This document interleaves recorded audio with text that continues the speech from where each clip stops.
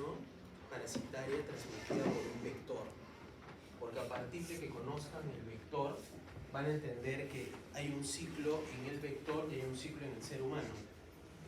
El ciclo en el vector, obviamente en la parte intestinal, hasta que la forma infectante llega a las probóscides, que son la parte más distal, por donde va a picar o a morder, va a picar principalmente, y los estadios en el humano, ¿no? La forma infectante es el promastigote. Este promastigote ingresa a los macrófagos y luego se distribuye en los tejidos, y dentro de los macrófagos se convierten a mastigotes. En los tejidos ustedes van a encontrar a mastigotes. Por lo tanto, si ustedes les preguntan ¿cuál es la forma infectante? La forma infectante es el promastigote, y la forma diagnóstica principalmente son los amastigotes, ¿verdad? Que los van a encontrar en tejidos.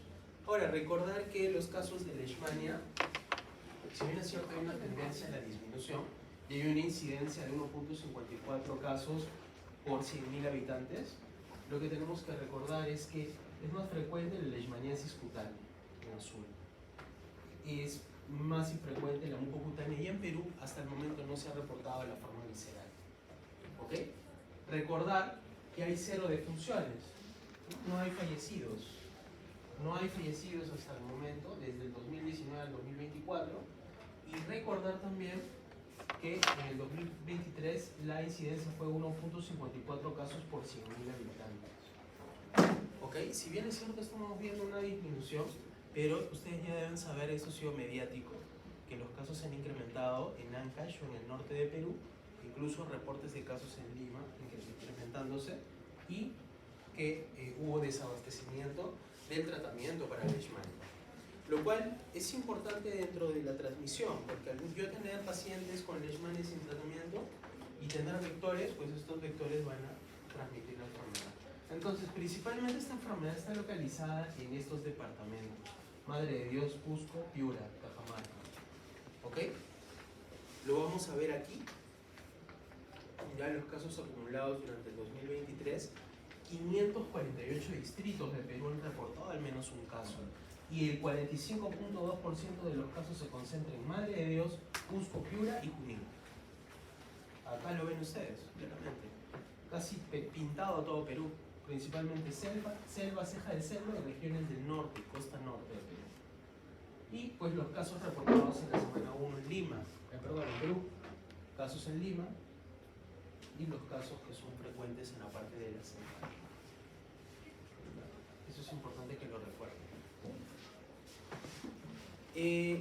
Principalmente, ¿por qué estudiamos esta enfermedad? Porque tiene dos formas clínicas principales, ¿no? Tiene una forma clínica cutánea. ¿Cómo se llama esto? ¿Qué es? Esto es una úlcera, y todo paciente que tiene una úlcera que ha sido tratado por más de 4 semanas y esta úlcera no cierra, hay que descartar leishmania. Más aún si viene de Perú, y más aún si viene de la selva, ceja de selva o el norte de Perú. ¿Ok? Y acá ustedes ven las dos formas, la cutánea y la mucocutánea. Esto es una pirámide nasal, la nariz, en la cual ustedes ven eritema, flebosis. ¿Ok? Y esto pues compromete, incluso puede hasta comprometer la tráquea. ¿Ok? Es una forma mucocutánea. Acá ven otros ejemplos de formas cutáneas, donde van a ver una úlcera con bordes indurados, con una base limpia, y que es una úlcera sin dolor, que no causa dolor. ¿Ok? Muy bien. Esta enfermedad es causada por casi 20 especies de leishmania. Y pues recuerden que el género la familia la comparte con Trypanosoma también, Trypanosomastidae. Por eso es muy parecida, ¿no? Muy parecida en los estadios. Recuerden que en el Trypanosomiasis van a tener tripo y epimastigote. En leishmania van a tener promastigote y amastigote. El promastigote flagelado, el amastigote sin flagelo. El promastigote la forma infectante y el amastigote la forma en que yo voy a encontrarlo intracelular, no móvil. ¿Ok? Entonces, forma infectante, promastigote, forma en que lo voy a encontrar mayormente en los tejidos, amastigote. Así es. No hay mucho más que encontrar o buscar allí. Es simple. Y vamos a encontrar las formas, ¿no? Forma evolutiva, mastigote. ¿Okay? Ustedes van a tener la mastigote sin flagelo, pero tiene quinetoplasto, tiene un cariosoma grande, un núcleo grande y un cariosoma central, y aproximadamente mide de 2 a 5 micras, ¿no? Y es la forma replicativa en el vertebrado. También van a encontrar, y acá lo ven, rodeado de glóbulos rojos, ¿no? Los promastigotes. Perdón, los amastigotes, no promastigotes, mastigotes. Y van a encontrar también los promastigotes, que son flagelados. Ustedes lo pueden ver aquí con el quinetoplasto en el extremo anterior, de 10 a 15 micras, móviles, ¿no? Ahí los pueden ver. Y acá los van a ver con más claridad. ¿Sí? El ciclo biológico, vuelvo a mencionarles lo mismo. Tenemos un ciclo en el humano y un ciclo en el mosco. A nosotros nos va a importar principalmente el ciclo en el humano. Para cuestiones de investigación, intervenciones, sí nos importa el tema del mosco, pero principalmente quiero que recuerden que el mosco transmite, pica y transmite los promastigotes, si quieren llámenles metacíclicos, pero al fin y al cabo promastigotes, y que en los macrófagos los promastigotes se convierten en amastigotes, y estos amastigotes invaden los órganos, principalmente, o están en la piel, en estas úlceras que nosotros vamos a encontrar. Y la patogenia se da principalmente por esta interacción del promastigote con el macrófago, principalmente en esta molécula que es la LPG, aquí está. Esta LPG es una molécula de superficie que predomina en los promastigotes, se llama lipofosfoglicanol, lipofosfoglicano, ¿ok? Y recuerden, como este parásito va a entrar en los macrófagos, va a tener un mecanismo de defensa para que los macrófagos no se lo coman, no lo rompan, no lo eliminen.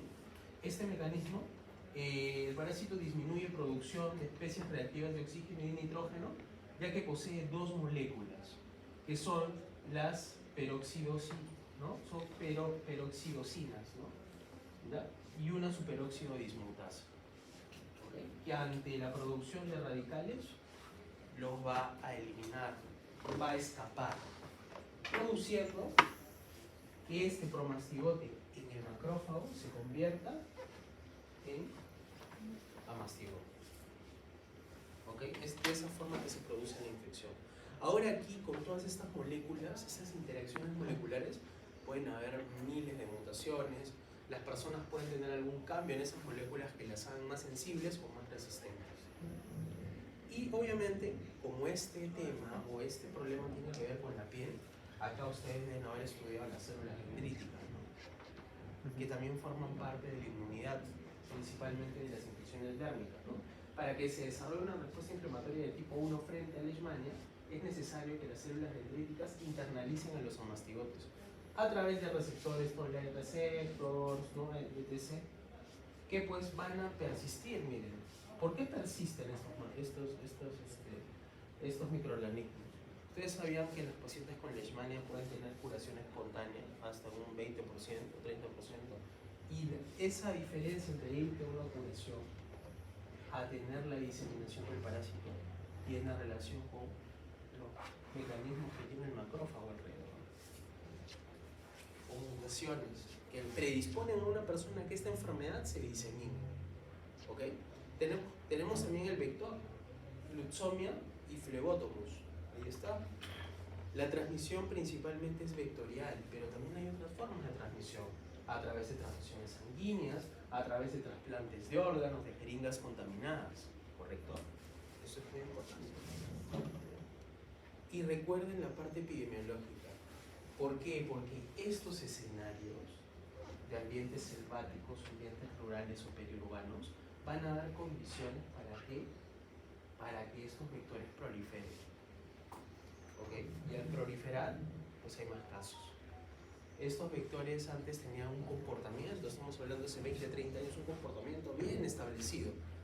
Salían a tal hora, estaban distribuidos en una zona. Sin embargo, por el cambio climático, la migración humana, estos vectores ya incluso están en zonas periurbanas. ¿Ok? Que no sorprenda que unos años puedan estar también por aquí, con más frecuencia. Entonces, ¿cuáles son las formas clínicas? Hay tres formas clínicas. Tres. La visceral, que no está reportada en Perú. En Brasil sí. La leishmania cutánea, que es la úlcera que mencionamos. Y la mucocutánea, que es un compromiso de la parte mucosa. Solo tres formas. La forma cutánea, principalmente, ¿ok? En América, la cutánea y la mucocutánea están restringidas a 15 especies. Las tres especies más importantes son Leishmania mexicana, amazonensis y venezuelensis, ¿ok? Pero con respecto a las cuatro principales de Viania, subgénero Viania está Brasiliensis, Paramensis, Peruviana y Guayanensis. En Perú, la mayor parte de casos se da por Brasiliensis, Peruviana y Guayanensis. Es el mayor porcentaje de casos reportados. Y la forma cutánea tiene diferentes formas de presentación. Va desde una mácula, pasando por una pápula, un nódulo y hasta la forma ulcerada con cicatrices. La progresión puede ser lenta, esto puede demorar años incluso. ¿Ok? Y además, como tiene una úlcera expuesta, puede sobreinfectarse con una bacteria. ¿Ok? Y ahí tienen los tipos de leishmaniasis cutánea, la forma cutánea, que tiene úlceras únicas, principalmente, una o dos úlceras, y la forma cutánea difusa, que tiene principalmente lesiones nodulares. La diseminación en la leishmaniasis cutánea es por vía tisular, sanguínea y linfática. A diferencia de esta, que usualmente está cercana o en el lugar de la picadura del mosquito. Y esa es la distribución de la leishmaniasis cutánea en un mapa de la Organización Mundial de la Salud del 2018. Y vamos a ver los casos reportados de leishmania cutánea. Los más de 5.000 están en vino, en color es oscuro, ¿no? Esto está en Brasil y con Colombia. ¿Ok? Pero es una zona endémica de esta enfermedad. Leishmaniasis mucocutánea, ya les mencioné. Acá se ve el cartílago, ¿no? El tallo. Este parásito come todo lo que encuentra. ¿Ok? Y miren lo que produce. Usualmente esto se da en los primeros 5 años de la infección, porque a veces estos pacientes viven tan lejos que no tienen tratamiento. Es más, imagínense, los que viven cerca, se ha reportado que no había tratamiento y recién lo han traído hace 2 semanas. Imagínense cuántos habrán ido ya a la forma mucocutánea porque no había tratamiento disponible. Estas lesiones pueden iniciarse aquí en el tabique nasal y posteriormente pueden incluir, o sea, expandirse hasta la tráquea, hasta las cuerdas vocales incluso. Estas lesiones se caracterizan por tener poquitos parásitos, ¿no? La leishmaniasis visceral. No hay en Perú, no está reportada. Hay en África, Asia, en América también, Brasil, por ejemplo. En América principalmente producido por Chagas e Infante, ¿no? Ahora, recordar, característica principal de una forma visceral, la esplenomegalia.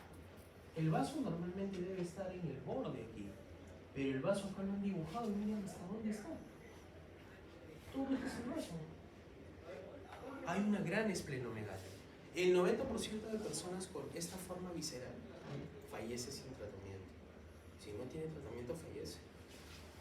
Pueden ser asintomáticos, hasta en un 90%, 100%. La incubación es de 2 a 4 meses. La enfermedad clásica es fiebre, esplenomegalia, anemia. En las áreas endémicas, algunos individuos pueden desarrollar la enfermedad oligosintomática.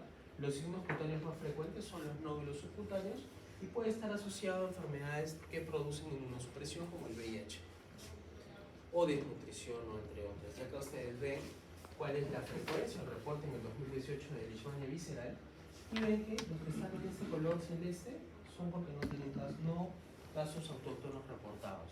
Pero sí lo ven ¿dónde? En Brasil, en alrededor de Perú, a excepción de Ecuador, Perú y Chile. ¿Ok?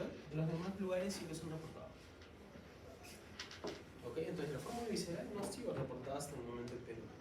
¿Cuál es el diagnóstico?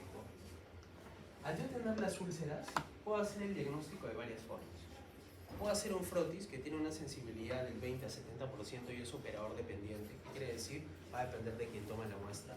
Puedo hacerlo a través de la prueba de Montenegro, hasta 80-85%, pero el buen estándar diagnóstico, porque ahora lo que ya se conoce de este parásito es que incluso el tratamiento tiene que estar guiado de acuerdo a la especie. Y para determinar eso yo no lo voy a determinar con y cultivo menos todavía, menos frecuente el uso.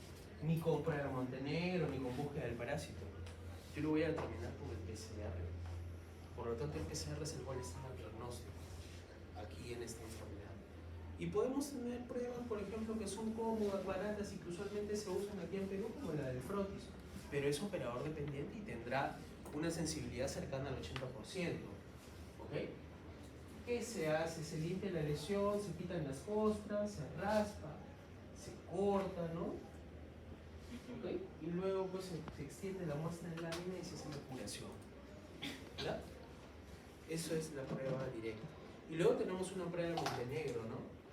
La prueba de Montenegro es inocular un poquito de cromastiotes a nivel térmico y esperar 72 horas para ver si alrededor de la lesión, de la inoculación, se ha producido un halo mayor de 5 milímetros. ¿Ok? Es como una prueba de tuberculina, no sé si es que les han enseñado en microbiología, ¿no? Tuberculina. Sí, les habrán enseñado eso. ¿Cuál es el tratamiento? El tratamiento de elección es los amonios pentavalentes, dentro de ellos el estilogluconato sódico, tanto para la forma cutánea como para la forma visceral. Y tratamiento de segunda línea en casos que son resistentes al tratamiento, puedo usar el anfotericin B liposomal, que es un fármaco que yo uso usualmente para tratar infecciones fúngicas invasivas. Poco disponible en Perú, se tiene que importar. Ha llegado hace 2 semanas, recién desde todo el año que no había, incluso el año pasado. La diferencia de precios es marcada. Este anfotericin B liposomal, cada frasco está 300, 400 soles más o menos. El tratamiento dura entre 20 a 28 días. Se puede extender un poco dependiendo de la evolución del paciente. Y la anfotericin B liposomal es un tratamiento alternativo, ¿no? De segunda línea para esta enfermedad. Entonces vamos a aplicar lo aprendido con respecto a esto. La pregunta es, ¿se puede transmitir leishmania de persona a persona? ¿Puede existir esa transmisión? ¿Se puede dar? ¿Transfusión de sangre? No, porque la transmisión es por un vector. O a través de transfusiones, donaciones de órganos, ¿no? Compartir jeringas. Entonces, la transmisión de piel a piel no se da. Menciona la forma evolutiva infectante de leishmaniasis. ¿Cuál es la forma infectante? ¿Cuál es? La forma infectante, chicos. El promastigote. Acá lo pueden ver. Promastigote. ¿Cuántas formas clínicas hay de malaria? Perdón, de leishmania. 3. ¿Cuáles son? Visceral, cutánea, mucosa. ¿Cuál es la que no se...? No, mucocutánea. Mucocutánea. Cutánea, mucocutánea y visceral. Visceral. ¿Cuál es la forma que no se ha reportado en Perú? Visceral. La forma visceral. Perfecto. ¿Cuál es el gol estándar diagnóstico para el leishmania? PCR. ¿Y cómo se da el tratamiento? Amonios pentavalentes como el estilogluconato. El estilogluconato de sodio. Con respecto a la prevención, como es transmitida por un vector, principalmente, ¿qué tengo que hacer? Controlar al vector. ¿Cómo lo controlo? Fumigando. ¿Cómo más? Repelentes, mosquiteros. Las personas que vienen usualmente con estos problemas tienen úlceras crónicas que vienen de la zona de Cusco, Ceja de Selva, Madre de Dios, Selva, Madre de Dios. Vienen, por ejemplo, de los campamentos de Camisera, ¿no? De los campamentos mineros o algunos campamentos que están gasíferos, y ahí vienen personas que vienen pues a la parte, ¿no? De salud, de la parte privada. Las demás personas, claro, son personas que viven en estas regiones, que usualmente pues, van ya a la parte pública, ¿no? El Ministerio de Salud, ¿no? sus centros de atención. Entonces, eso con respecto a lo que es leishmania. ¿Hay alguna pregunta o duda? ¿Ninguna pregunta o duda? Ya, miren, voy a hablar sobre malaria, ¿ya? Porque va a venir en el examen igual se tiene que recuperar, pero igual aprovechando que están acá, voy a hablar de malaria. ¿Ya? Miren, acá lo principal que ustedes tienen que saber, chicos, es que malaria es también una enfermedad transmitida por un vector. ¿Ok? ¿Sí? Y principalmente, malaria es causada por 3 parásitos en Perú: Vivax, Falciparum y malarial. Vivax, Falciparum, malarial. Vivax, el mayor porcentaje de casos. Falciparum igual y malarial mucho menos. ¿Ok? Acá pueden ver la curva epidemiológica del 20 al 23. Igual, principalmente las regiones donde se transmite, donde estábamos, se reportan los casos: Loreto, Amazonas, Junín, Cusco. Esas zonas de ahí, principalmente. ¿Verdad? Número de casos por distritos de malaria en Perú, ven toda la distribución principalmente en Loreto. ¿Ok? Miren, el 95.7% de casos de los departamentos está concentrado en Loreto y Amazonas. 95% de casos. Entonces, si es que viene una pregunta probablemente de alguien de allí, pues esa es una de esas probabilidades diagnósticas. Y principalmente Vivax, 16.212 casos, 20.000. No se han reportado muertes hasta el momento. Ahora, hay muchas especies de plasmodium, pero las principales que ustedes tienen que saber, porque son en Perú frecuentes y en el mundo, es Vivax, malaria y Falciparum. Estas dos son, bueno, la última es más, produce problema en monos, y ovale pues es casi infrecuente.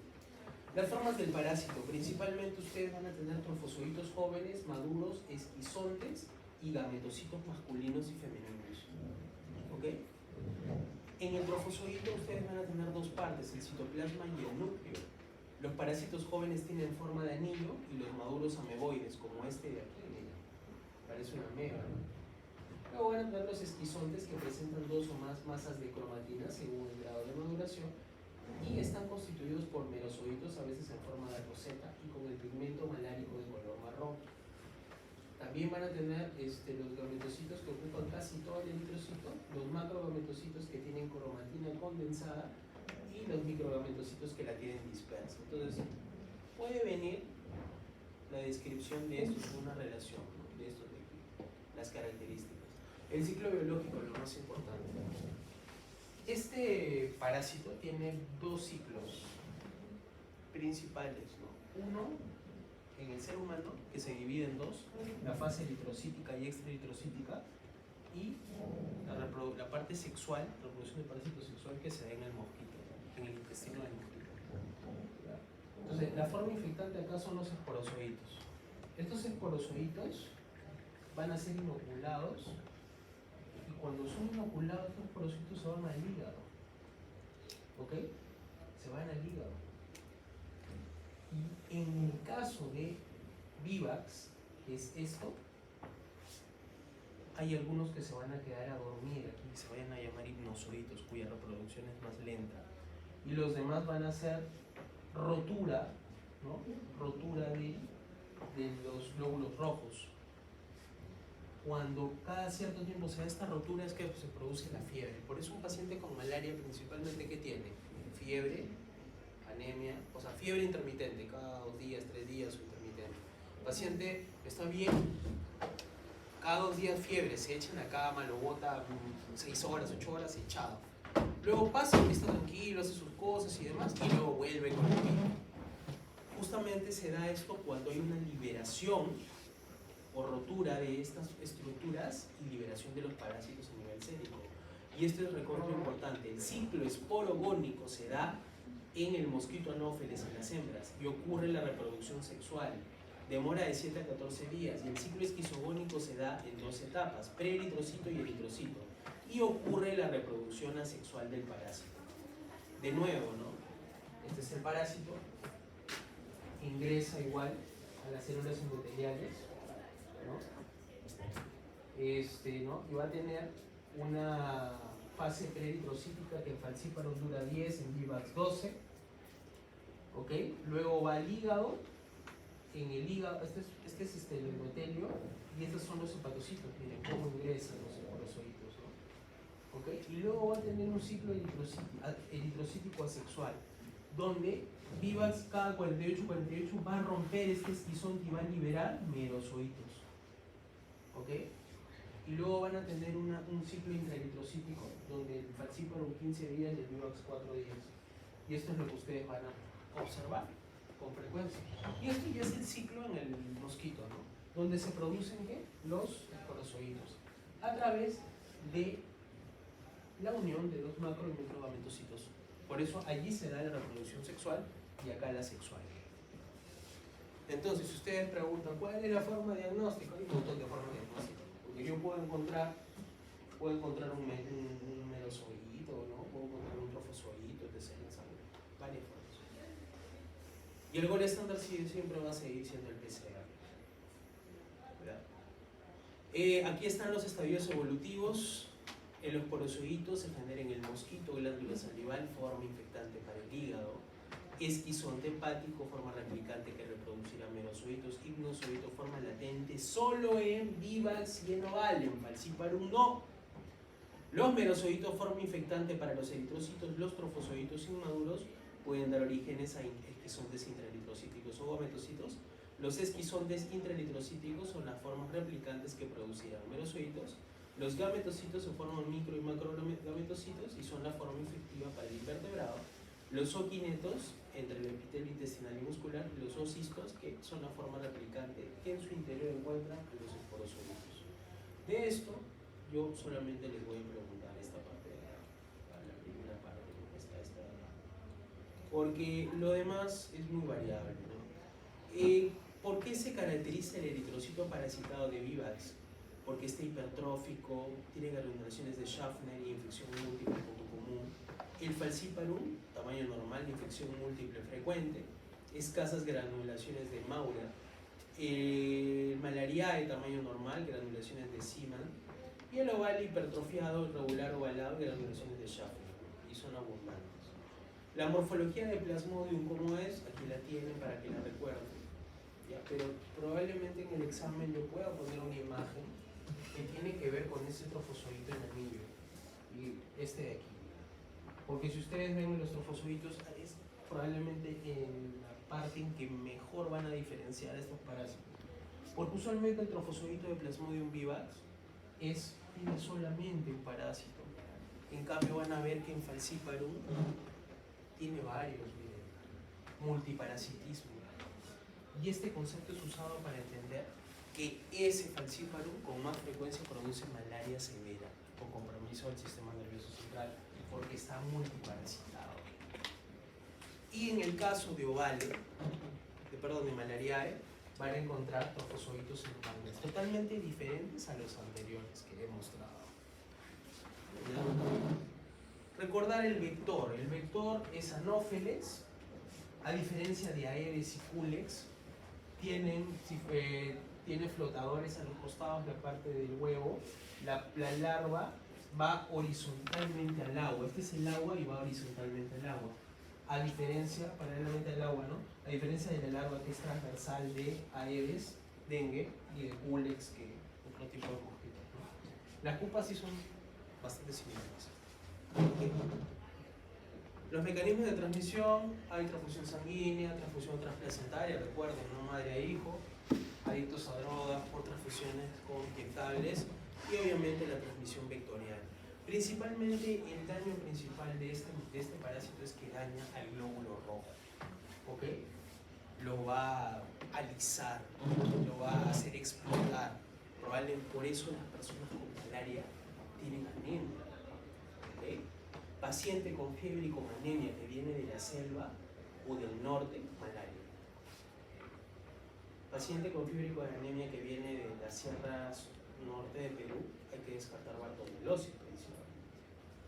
Pero en este caso, si viene de la selva, ¿no? Piura, malaria.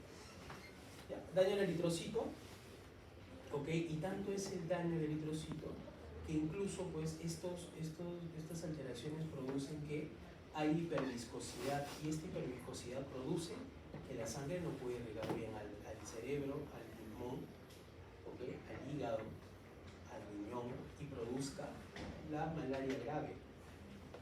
Miren, alteraciones en órganos y sistemas, defectos de coagulación, hemólisis. Y pues esto es lo que se dice usualmente, que falciparum vivax de cada 48 horas tienen las crisis, ¿no? Y malaria de cada 72. Es un referente, ténganlo en cuenta, es un referente, pero no es lo absoluto. En la parte clínica es totalmente diferente. Y además, incluso solo viendo el parásito, o sea, no, tiene que ser una persona muy experimentada para que identifique solo viendo el parásito. Usualmente esto pasa con laboratoristas de, por ejemplo, de Iquitos, ellos que están en zonas endémicas, pues tienen más habilidad para observar. Por eso la gota gruesa, el frotis son operadores dependientes. Operadores dependientes. Y las pruebas no tienen que ser operadores dependientes, tienen que ser objetivas. ¿Lo que quiere decir? Que sea, ¿ya? Inmunidad natural. Recuerden que las personas, ustedes deben haber llevado fisiología de la circulación de la sangre, ¿no? Entonces, hay personas que tienen, ¿no? Talasemia, liptocitosis, enfermedad por hemoglobina C, hemoglobina S, ¿no? ¿Okay? Son mutaciones naturales que pues, las personas afrodescendientes tienen para poder no tener estas enfermedades, ¿no? Esta enfermedad de malaria. Las manifestaciones clínicas principalmente, chicos, son escalofríos, fiebre y anemia. ¿Okay? Las alteraciones posteriores al daño eritrocítico que produce hemólisis, bloqueo capilar, defectos de la coagulación, y tienen un gran rango, ¿no? de manifestaciones clínicas. Pero recuerden, mosquito infectado, humano infectado, enfermedad febril aguda, enfermedad severa, cuando hay compromiso de órgano diana, principalmente sistema nervioso central. Si yo les pongo un caso clínico de malaria y que un paciente tiene alteración de conciencia, se duerme, no responde, probablemente tiene neuromalaria, y esto es altamente probable que produzca la muerte si no se da un tratamiento rápido endovenoso con artesunato. Hay anemia, hay malaria también en formas crónicas que produce anemia y desarrollo cognitivo en niños. Y también hay malaria durante el embarazo. ¿Okay? Ahí tienen las formas de manifestaciones, algunos dicen cuartana, terciana. Eso es subjetivo. Ténganlo como un parámetro, pero en la parte clínica real, todo paciente que tiene anemia y tiene fiebre, que proviene de una zona endémica, hay que hacerle gota gruesa, hay que hacerle frotis para poder hacer el diagnóstico, ¿ya? Eso es muy importante que lo recuerden. Diagnóstico, ¿cómo se hace? Frotis fresco, gota gruesa, perfecto. Pero más difíciles de interpretar y preparar. Y la medicina en el diagnóstico siempre tiende a tener un método rápido, un método sencillo, porque muchas veces en las zonas donde hay personas que tienen malaria no hay un laboratorista que está entrenado. ¿Okay? No hay un laboratorista que está entrenado. Entonces los métodos tienen que ser cada vez más sensibles y menos complicados. ¿Se pueden hacer los PCRs?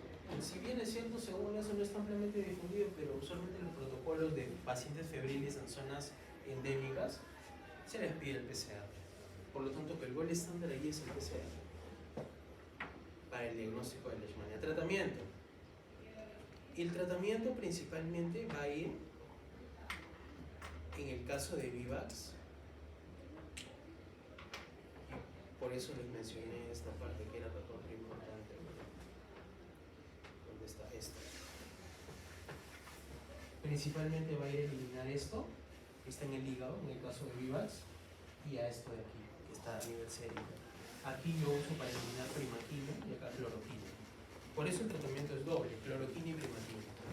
Primaquina no se puede dar en gestantes, pero es importante, tan importante para matar esos dinosauritos en Vivax, ¿okay? Que incluso la paciente, estando gestando, esperan que termine el embarazo. Miren, no primaquina durante el embarazo, esperan que termine el embarazo para darle por 7 días, ¿qué? Primaquina, para matar esas formas latentes, durmientes, que se llaman inmunosoitos que están en el hígado. Y la cloroquina obviamente se da para matar a todas las que están a nivel sérico. El tratamiento de falciparum es principalmente con derivados de artemisina, es decir, artesunato, que puede ser vía oral. Y si es una malaria grave, usas artesunato endovenoso. Artesunato endovenoso. Prevención. Principalmente yo que tengo que hacer, controlar el vector. Pero aquí, a diferencia de las otras enfermedades que hemos estudiado, hay una quimioprofilaxis. ¿Qué quiere decir? Que yo antes de viajar a un lugar endémico de malaria, puedo tomar un antibiótico para prevenir la transmisión, que se da incluso una semana antes de irme hasta 4 semanas después de volver. Usualmente puedo usar la doxiciclina, entre otros fármacos, dependiendo a qué zona me vaya también, ¿no? Porque si me voy a una zona donde usualmente es resistente cloroquina a malaria, pues no me va a servir cloroquina, pero sí puedo usar los demás. Entonces, esta es una de las pocas enfermedades donde sí se puede dar profilaxis antes de, o una profilaxis previa, ¿no? Quimioprofilaxis, ¿ok? Y recuerden también que en el caso de malaria, a diferencia de las otras enfermedades, sí hay una vacuna que principalmente se aplica a niños.